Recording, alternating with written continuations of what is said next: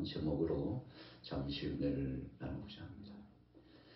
예수님께서 이 땅에 오셔서 행하신 사역이 사적인 생활은 30년이고 공생활은 바로 3년입니다. 33년 동안 사역을 진행하시면서 특별히 3년 동안 제자를 부르셔서 함께 동역하셨죠. 예수님은 하나님이십니다. 부족함이 없으신 분입니다. 그럼에도 불구하고 우리 사람 편에 사람의 옷을 입고 오셔서 모든 것들을 체휼해 주셨습니다. 체휼이라고 하는 것은 친히 대신 짊어 담당해 주셨다는 뜻인데, 하나님이신 그분께서 모든 우리의 질고 약함, 죄와 허물을 담당하셔서 마침내 우리를 구원하시고자 십자가상에 못 박여 죽으시기까지 했죠. 그런데 주님의 행하신 사역의 범주는 다른 여타 랍비들과는 달랐습니다. 당시에 좀 빼어나고 이름 있고 명성 있는 랍비들은 종종 회당을 이동하면서 설교를 많이 했죠. 그리고 많은 사람들이 아이를 데리고 와서 귀한 사역을 감당한 그 랍비들에게 안수받기도 원했습니다. 그런데 예수님께서 새로운 이면에 등장하신 겁니다. 종교 지도자들이 깜짝 놀랐습니다. 잊혀졌던 한 인물이 새롭게 등장하는 것이죠. 유대 땅 베들레헴에 예수님께서 오셨을 때 헤롯 왕을 중심으로 해서 당시의 정치인들이 촉각을 곤두세웠습니다. 그뿐인가요? 종교 지도자들도 마찬가지였습니다.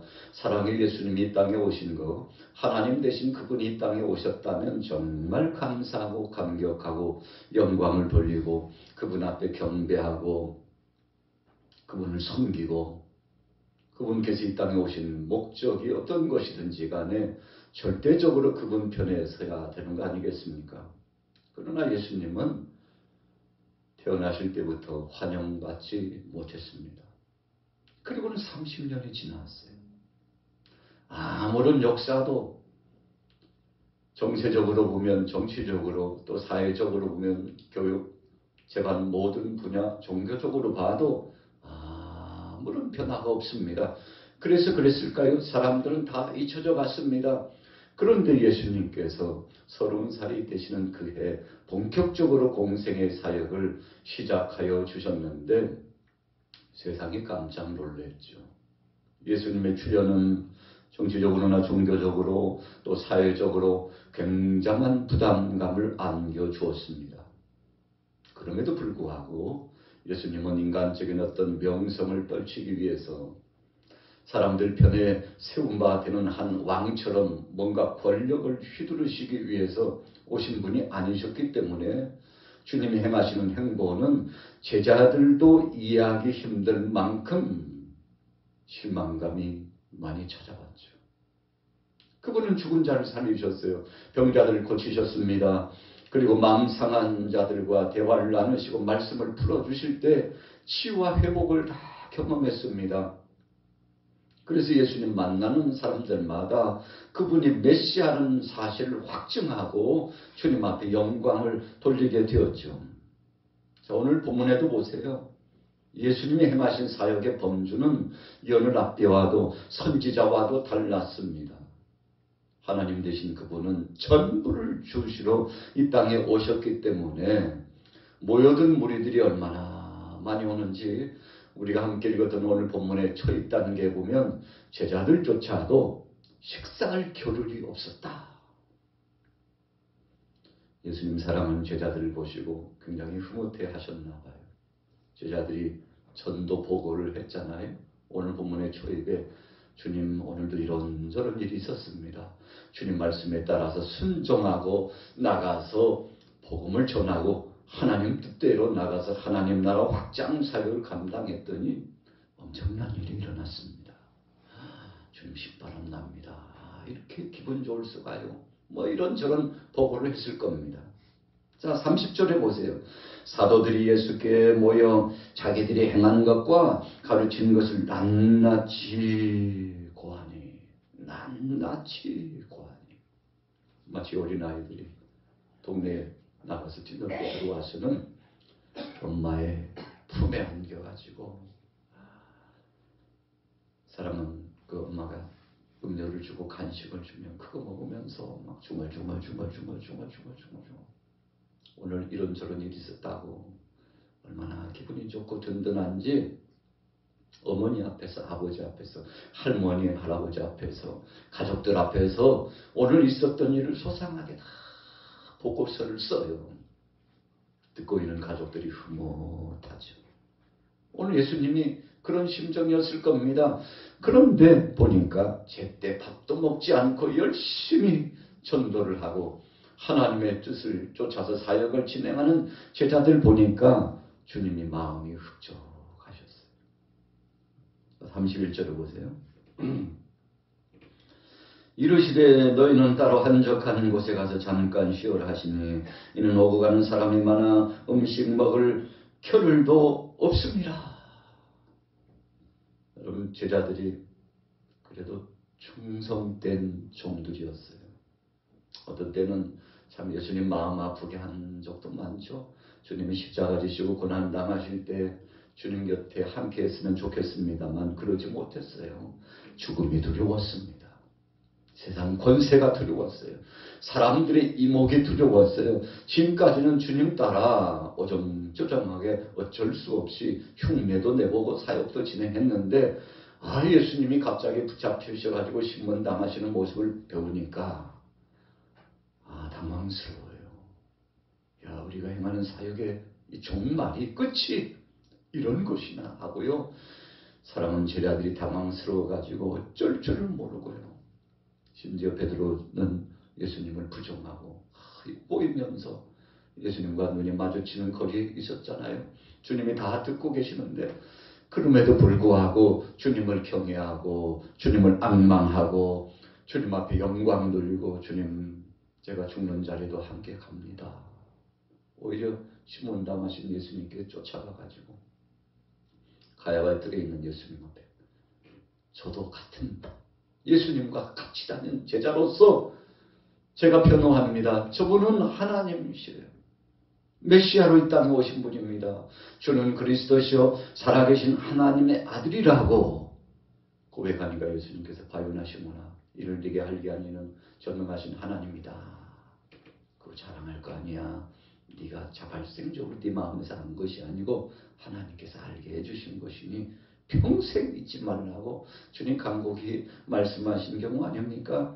그랬던 베드로가 좀 그렇게 의젓하게 대장부답게 주님 앞에서 가가지고 우리 선생님을 왜 이렇게 괴롭히냐고, 아무 죄도 없으신 분이라고, 이분이 하신 것이 있다면 그 무수한 영혼들을 살리고 회복시키고 강건케 하고 하나님 아버지 뜻을 전한 것밖에 없는데 당신들 정신 차리라고 지금 큰 실수하는 거라고, 앞으로 당할 일을 어떻게 당하려고 이렇게 함부로 행동하고 함부로 말하고 신문하고 사랑의 주님을 조롱하느냐고. 베드로가 멀찍이 보면서 다 봤거든요. 예수님이 뺨을 맞고 희롱을 당하고 모욕과 신문 당하는 거 다 듣고 있었거든요. 여러분, 그러나 베드로도 그러지 못했잖아요. 자, 오늘 그럼에도 불구하고 제자 가운데 사랑하는 이들이 주님 앞에 충성한 모습을 보시고 예수님께서 칭찬하신 겁니다. 좀 쉬어야지. 밥도 못 먹었다면서 좀 쉬엄쉬엄해. 괜찮아. 아직도 시간이 있어. 내일 또 하면 되지. 여러분, 예수님께서 사실은 제자들을 위로하신 편의 내용 아니겠습니까? 그러면서도 예수님은 다시금 사역을 진행하시도록 목적을 두게 하시고 꿈과 비전을 갖게 하시고 이제 잠시 숨을 돌리게 하신 다음에는 가자, 때가 됐어. 너희들 먼저 진행해 나가. 나도 바로 뒤따라 갈게 하고요. 급하게 사역을 진행하셨는데 32절에 보세요. 이에 배를 타고 따로 한적한 곳에 갈새 그들이 가는 것을 보고 많은 사람이 그들인 줄 안지라 모든 골로부터 도보로 그곳에 달려와 그들보다 먼저 갔더라.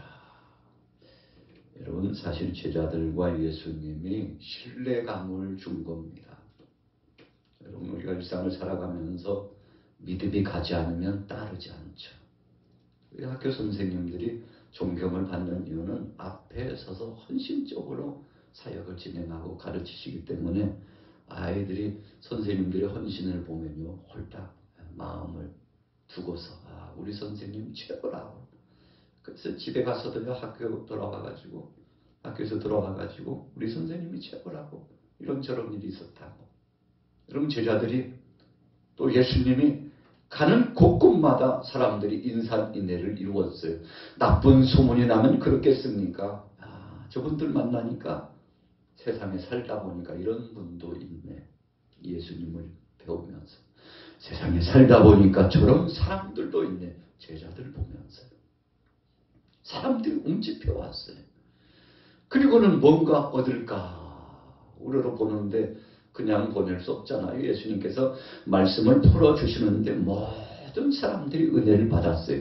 시간 가는 줄 모르고. 여러분 우리가 좋은 일 있으면요 1시간이요 1분 지난 것 같은데 10분 지난 것 같은데 벌써 그렇게 됐어.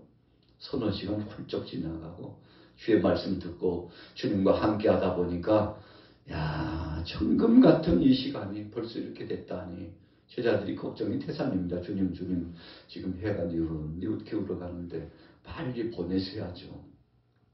예수님 말씀합니다. 너희가 먹을 것을 줘. 왜 보내려고만 그래. 저들이 지금 가면 뻔하잖아. 해가 뉘우게 울어가는데 어디 가서 먹겠어. 너희가 먹을 것을 줘야지. 그래서 제자들이 그래도 주님 말씀에 순종하고 수소문해 봤는데 물고기 2마리와 보리떡 5개밖에 없잖아요. 자, 이 도시락 하나 한 어린아이가 안드레에게 내놓은 거 아닙니까? 이 빌립은 계산을 했어요. 계산해 보니까 한 2천만 원 정도 들 것 같은데 물질이 있다 할지라도 택부족이 어디서 그 음식을 사요? 지금 조리해서 만들기에는 아무런 준비도 되지 않고. 그런데 예수님은 황당한 말씀을 하셨지만 그럼에도 불구하고 안드레가 순종하고 이 한 아이가 자기 도시락을 내놓았는데 이 도시락을 보니까 물고기는요 버려진 물고기예요. 그래서 어부들이 고기잡이를 해가지고 얻은 것 중에 이거 그냥 버리지 말고 무태라고 두고 가자고. 그래도 이거 찾으러 오는 사람들 있잖아. 이거 얻으려고 오는 사람들 있잖아. 못해다가요. 어부들이 이것저것 둥성둥성 버리고 가요. 그러면 어부들이 떠날세라 사람들이 몰려와가지고요. 바구니를 가져와가지고 아이를 데리고 와서 그래도 마음씨 좋은 분들이 우리를 위해서 먹을 것을 두고 가셨다고 담아라 해서 바구니에 담아가지고 와서 이 정도면 우리가 일주일쯤 먹겠지 하고요. 얼마나 그 어머니의 마음이 흐뭇하고 감사했겠습니까? 이 아이가 가져온 도시락이 원문에 보니까 버려진 물고기라는 뜻이에요. 여러분 보리떡은 어떤 것입니까? 사람들이 일상을 살아가면서 최하위의 음식 중에 하나예요. 그래서 보리떡과 물고기는 서민 중에서 최하급 서민이 내놓은 것인데 이 아이가요 자기 먹기에도 부족한 것을 안드레에게 내놓고 예수님 앞에 내놓은 겁니다. 그 무리 앞에 내놓은 거예요. 주님의 말씀을 들었을까요? 너희가 먹을 것을 주어라. 그 명령을 제자들은요 얼마나 걱정이 되는지 염려 속에 빠져 있는데 이 아이가 들었을까요? 주님이 먹을 것을 주라고 그러는데 우리 식구가 준비해온 거 보니까 참 부족인데 아마도 그 어머니 몰래 그랬을까요? 아니면 가족들끼리 상의해가지고 어머니 우리가 여기서 요거 우리만 먹고 끝나지 말고 저기 말씀을 주신 주님 듣고 제자들도 있는데 우리 함께 나누면 안 될까요? 이거라도 내놓읍시다. 주님께서 너희가 먹을 것을 주라고 말씀하셨는데 그 말씀이 내 마음에 사무쳐요. 어머니 우리가 그냥 못 먹겠어요. 그리고요 허락을 받았을까요? 그 가지고 안드레 제자 앞에 이거라도 선생님이라도 드시라고 여러분 이런 따뜻한 마음을 내놓았다는 것이 오늘 본문의 정통적인 해석이에요. 여러분 많이 가지고 넉넉한 사람이 아니라 자기들 먹기에도 부족한 정말 가난하고 힘겨운 어떤 사람이 그 가정 속에서 그것도 그 아이가 내놓은 것이니 예수님께서 그 마음의 중심을 보셨죠. 됐다. 안 선생님 이거 가지고요 태부족이에요. 됐다니까 50씩 100씩 안 쳐. 그리고요 예수님께서 그것 가지고 하늘을 우러러 축사하시고 나서 가져다 줘. 가져다 주고 오면 또 가져다 줄 수 있는 놀라운 하나님의 은혜가 기적의 역사가 나타났어요. 여러분 물고기 2마리와 보리떡 5개가 사람들이 5천이나 장정만 5천이니까요. 노약자를 합하면 2만이나 되는 사람들이 모여서 함께 한 거잖아요. 얼마나 감사한 것입니까? 먹고도 남는 놀라운 변화의 역사가 찾아왔어요. 주님의 은혜입니다. 오늘 본문 말씀 속에 주님은 분명히 말씀해서 35절에 때가 저물어 가네. 제자들이 예수께 나와 여짜오되 이곳은 빈들이요 날도 저물어 가니 무리를 보내어 두루 촌과 마을로 가서 무엇을 사 먹게 하옵소서. 그런데 37절에 너희가 먹을 것을 주어라. 너희가 먹을 것을 주어라. 여러분 마음을 주고 사랑을 주고 그리고 주님이 주신 그 진솔된 그 믿음의 마음을 가지고 선대하면 그 다음은 내가 역사할게. 여러분 하나의 미랄과 같은 주님이 보시는 씨앗의 믿음을 오늘 보기를 원했는데 그것을 주님이 발견하신 거예요. 그것도 한 어린아이를 통해서 발견하신 거예요. 그래서 예수님께서 그걸 가지고 무리들을 다 먹이시고 배불리 하고 난 다음에 12바구니가 남게 했는데 여러분 세상 사람들은 이 이야기를 성경 속에서 접하면요 그렇게 이야기합니다. 참 성경 보니까 아양부왕부왕 그렇게 알고 가식을 꾸미고 그 허세적인 이야기가 있던데 참 거짓말도 적당히 붙여야지. 어떻게 물고기 2마리와 보리떡 5개 가지고 5천이나 되는 사람이 먹고도 12바구니가 남았냐고. 참 말도 안 돼요. 홍해를 건넌 이야기를 보세요. 바위가 터져서 샘물이 터져 나온 이야기를 한번 보세요. 하나님께서 말씀으로 천지 만물을 창조하신 말씀을 보세요. 여러분 이것은 연구 대상이 아니고 어떤 논제를 가지고 분석해서 알아가는 문제가 아니라 오직 믿음으로만 가능한 겁니다. 여러분 그래서 성경은 믿음에 관한 책이지 연구 대상의 책이 아니라는 것입니다. 그래서 골머리 앓게 머리를 쓰고 지혜를 짠다고 성경을 연구하려고 하면 그냥 연구에 지나지 않지만 지식도 없고 여러 가지로 학문의 견문도 약하다 할지라도 주님 이 말씀을 주신 것을 감사합니다 하고 믿음으로 받아들이면 그 순간 우리 마음속에 요동치는 말씀의 검의 능력이 있어가지고 하나님의 말씀은 살았고 운동력이 있어 좌우의 날선 어떤 검보다도 예리하여 혼과 영과 관절과 골수를 찔러 쪼개기까지 한다고 했는데 얼마나 감동의 물결과 은혜가 임하는지 모르죠. 여러분 그래서 예수님을 믿는다는 것은 지식으로 믿는 게 아닙니다. 어떤 사람들은 기적을 체험하면 믿는다고 하는데 기적 가지고 믿는 거 아닙니다. 예수님을 구주로 영접하는 것은 하나님이 성령으로 믿어지게 해주니까 믿어지는 겁니다. 여러분 그래서 우리 약함을 그대로 고백하는 거예요. 나 같은 것이 어떻게 구원받을 수 있나요? 나 같은 것이 큰 믿음을 가질 수 있을까요? 여러분 우리가 우리 속에서 자발성으로 태동시키는 것이 아니라 그냥 주님 앞에 맡기고 나가면 긍휼히 여겨주셔서 우리로 하여금 믿어지게 해주시는 겁니다. 그래서 2000년 전에 십자가상에 못 박혀 죽으신 예수님 한 번도 본 적 없어요. 저도 마찬가지입니다. 주님이 부활하신 것 증거적으로 증인될 만한 현장 목도하지 못했습니다. 하나님의 천지만물을 창조한 거 우리가 봤나요? 못 봤어요. 그런데도 신비하게도 믿어져요. 그분이 나를 위하여 죽으셨다는 것이 믿어져요. 생각만 하면 눈물이 글썽여져요. 생각만 하면 생각할수록 그 은혜를 잊을 수 없어서 내 한평생 주님이 나를 위하여 십자가상에 못 박혀 죽으시고 전부를 내어주신 은혜 때문에 감사하면서 살아가리이다. 누가 강조했나요? 억만금을 주어도 여러분 그 믿음은 돈으로 살 수 없는 것입니다. 그냥 믿어지는 겁니다. 여러분 사람들이 이 하나님의 은혜의 체계를 알지 못해가지고요. 힘을 써가지고 믿어보려고 뭘 해보려고 애를 쓰고 나는 왜 안 되는 거야 하는데 여러분 노력한다고 되는 것이 아니고 소원한다고 되는 것이 아니라 하나님께서 성령으로 우리에게 허락하시고 불쌍히 여겨주셔야만이 깨닫게 되고 변화를 경험하고 하나님 영광을 드러내는 겁니다. 그 무수한 사람 많이 있었죠. 그러나 자기 것 내놓는 사람은 이 어린아이 하나밖에 없었다는 것이 오늘 본문의 진리입니다. 하나님은 바로 이 한 사람을 기다리고 계시는데 오늘 아침에도 바로 여러분들이 그 주인공이 되셔서 이 예배당에 나오고 거룩한 성소에 나와서 기도자로 나오고 이 시대의 2024년도 4월 이제 후반을 이루고 5월이 가까운데 이때도 하나님이 일할 것이 있다고 나를 불러주셔서 쓰시려고 하는데 여러분 저나 여러분들은 그냥 순종하고 갈 뿐이죠. 그러면 역사는 주님이 하시기 때문에 오늘 오병이의 기적은 결론이 그겁니다. 주님이 하신다는 거예요.